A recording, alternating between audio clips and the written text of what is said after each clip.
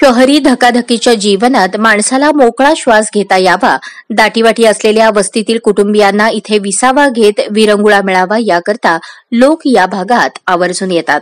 लहान मुलांना स्वच्छंदीपणे बागडता यावं, तसेच वयोवृद्ध व्यक्तींना या हिरवळीत समाधान व्यक्त करत आनंदी जीवन जगावं, अशा उदात्त हेतूने सोलापूर महानगरपालिकेने गेल्या अनेक वर्षांपासून शहरात अनेक बगीचे तयार केले।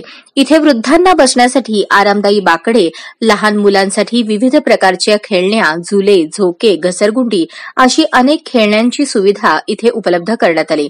मात्र या जागेत मैला मिश्रित पाणी, कुत्र्यांचा मुक्त वावर आहे।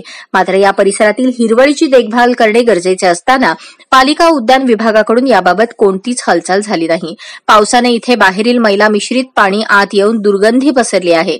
शिवाय या नानानेनी पार्कच्या दक्षिणेस संपूर्णतः गाजर गवतांनी व्यापला आहे, त्यामुळे अनेक नागरिकांनी या बागेकडे येणेच आता बंद केले आहे। शिवाय गेल्या 6 महिन्यांपासून बागेतच भले मोठे झाड पडले आहे, त्याच्या फांद्या बुडक्यांची विल्हेवाट लावण्याचे साधे कष्ट देखील या विभागाने घेतले नाही।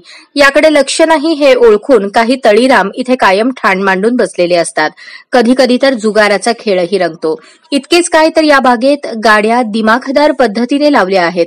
एकूणच पालिकेच्या नियोजनाचा अभाव आणि गैरप्रकार पाहता पालिकेच्या उद्यान विभागच याला कारणीभूत आहे।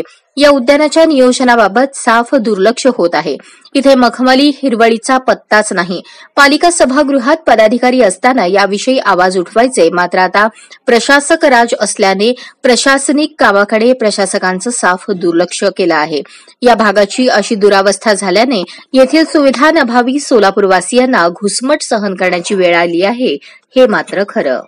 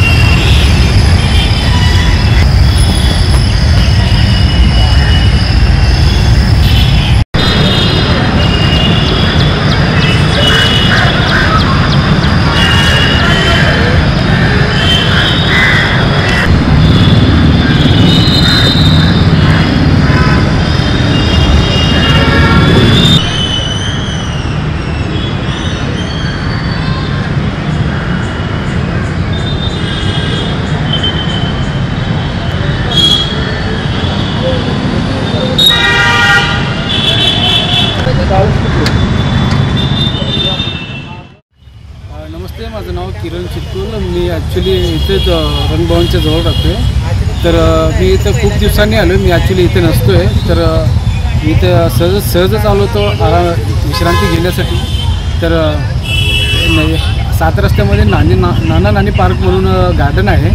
तर या गार्डनची अवस्था खूपच बिकट आहे। ॲक्च्युली इथं खूप मोठी झाड पडलेली आहे, पण या झाडाकडे लक्ष देण्यासाठी कोणी म्हणजे लक्ष नाही आहे कोणाचंही। आणि इथं खूप घाण म्हणजे एक कचरा पडल्यासारखं झालेलं आहे आणि खूप प्रमाणात गवत वगैरे जालिंदर वगैरे वाढलेलं आहे। या म्हणजे जर स्वच्छ केलं तर चांगलं होईल। म्हणजे इथं लहान मुलं येतात खेळायला, वयोवृद्ध लोक येतात, कारण इथं गवत जालिंदर वाढल्यामुळे कसं विंचू, काटा, साप हे असे वगैरे कसं सर्व येतात। परत प्रॉब्लेम म्हणजे कोणालाही चावून एक।